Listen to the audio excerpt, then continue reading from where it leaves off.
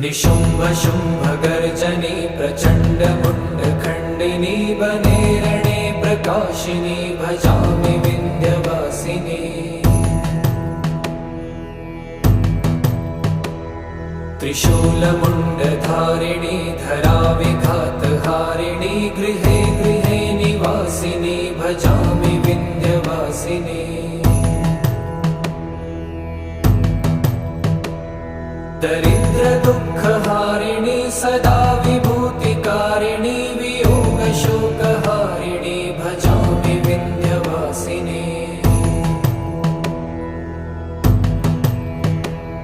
लसत्सुलोललोचनं लतासनं वरप्रदं कपालशूलधारिणी भजामि Vindhyavasini.